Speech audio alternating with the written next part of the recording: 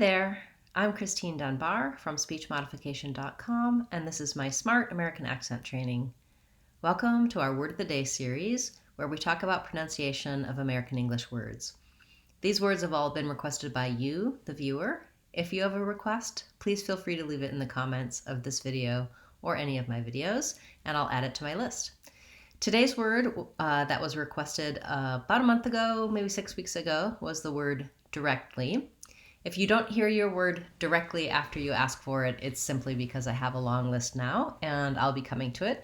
If you can't wait to hear about your word or your question to get it answered, you can attend our Friday live question and answer class, and I'll answer it for you in that class. Those are at 12 o'clock Seattle time and 3 o'clock Eastern time every Friday. We also have members-only classes on the weekends for people who have joined the channel. It's a smaller group class, and you get a little bit more attention for your questions and requests. So the word that was requested this time was the word directly, and I want to talk about the word direct as well, so I can help you with both. So first, let's look at the word direct, and in this word we have second syllable stress. So that means that the rect syllable is short and the d syllable the rect syllable is long and the d syllable is short, direct. We see that marked here in the dictionary with a little line before the stress syllable. We have the clear vowel like in red tent, in the rect syllable. It actually sounds the same as this word wrecked, like she wrecked the car, if you know that pronunciation. That might confuse you, so we'll leave that off, but just to make that clear, we have the re sound, and then basically just like it's written in the IPA, we have the k sound and the t sound. And when I say direct, I typically say that k and that t together. Other words that end with t in American English, like hot or not, I might use a stopped t where I don't release the air. Hot, my tongue goes up and doesn't release. But when I have a KT together, direct, I typically release those sounds so that you can hear that there's a K and a T. People may have the accent error pattern of just saying direct without the T, and it will sound incorrect and accented.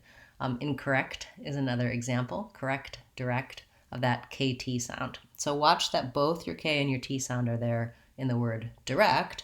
And also the first syllable is lax and short. It has the lax vowel I, direct. But when I change this word to directly, that changes. I don't have to do it directly. In fact, most Americans won't release those K and T sounds when it's a 3-syllable word like directly. It changes to more of a directly. That T pretty much almost drops off, and the K sound, directly, gets stopped but not released. So rather than hearing the K come out, I'm going to lift my tongue in the back for the K, directly, and I'm going to move it forward. I guess I need to mark that T. So I am kind of doing the K and T, but I'm not releasing either one. So you won't really hear the kt like you do in direct. You'll hear directly.